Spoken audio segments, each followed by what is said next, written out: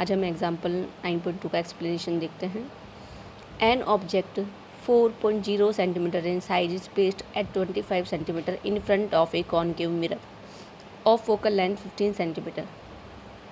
At what distance from the mirror should a screen be placed in order to obtain a sharp image? Find the nature and the size of the image. Yes, हमको यहाँ पर height दे रखा है an object 4 centimetre in size. Height कितना given है 4.0।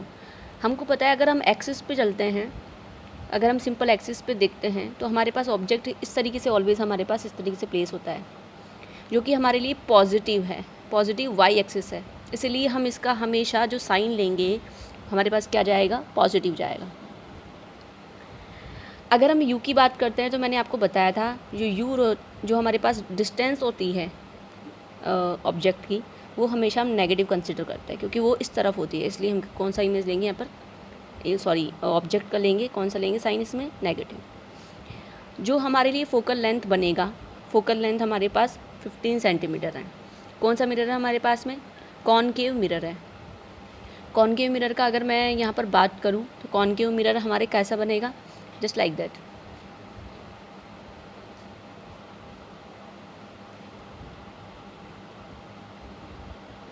मैंने आपको कई ट्रिक्स बता रखी है इसमें कैसे बनता है कॉनकेव मिरर।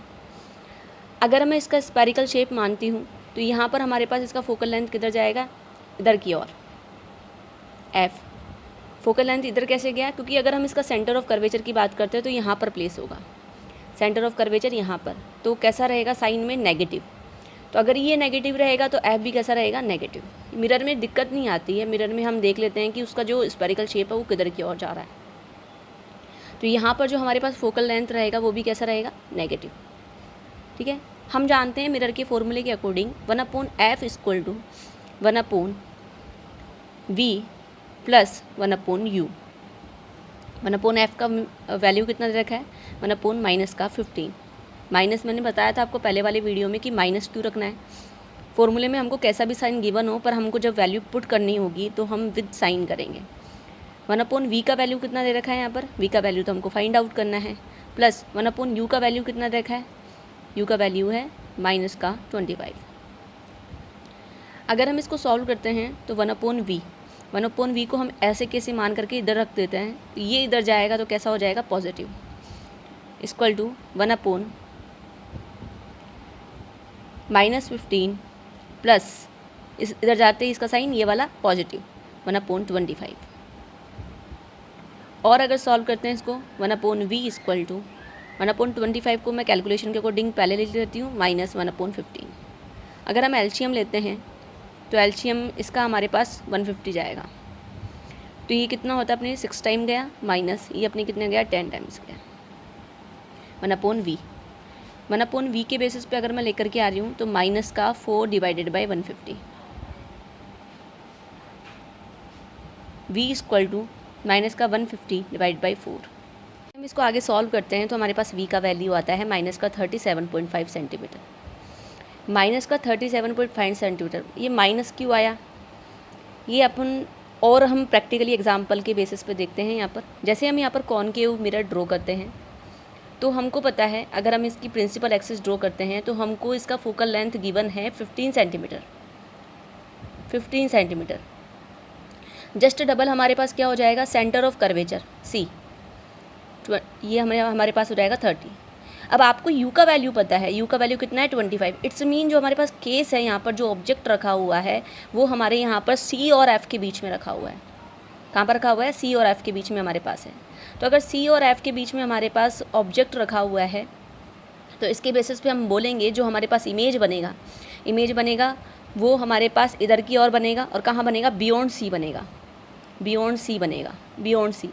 जैसे बियॉन्ड सी की अगर हम बात करते हैं तो बियॉन्ड सी के बेसिस पे हम क्या बोलेंगे, 30 से भी ज़्यादा इसका वैल्यू आना चाहिए। मतलब जो इसका इमेज का डिस्टेंस होगा वो 30 से ज़्यादा जाएगा, जो हमारे पास प्रूफ है 37.5 सेंटीमीटर।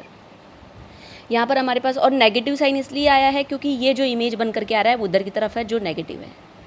ओके, अगर हम अब इसकी हम बात करते हैं, यहाँ पर हमको हाइट ऑफ ऑब्जेक्ट दे रखा है जो कि 4 सेंटीमीटर है।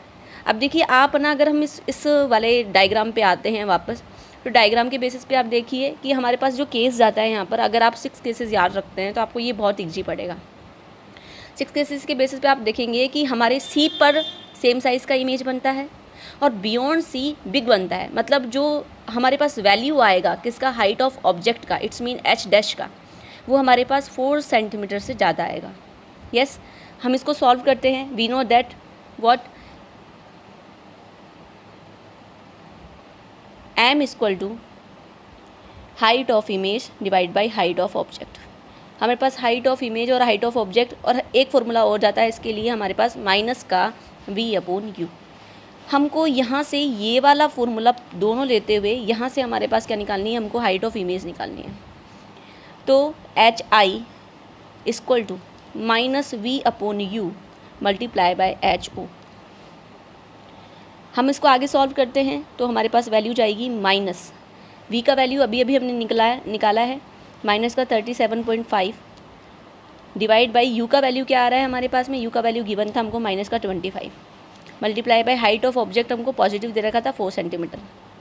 यस, यहाँ से यहाँ ये कैंसिल, तो हमारे पास हाइट ऑफ इमेज कैसा आएगा, नेगेटिव, जो कि प्रूफ है नेगेटिव, नीचे की ओर जा रहा है तो कैसा साइन जाएगा इसका, नेगेटिव।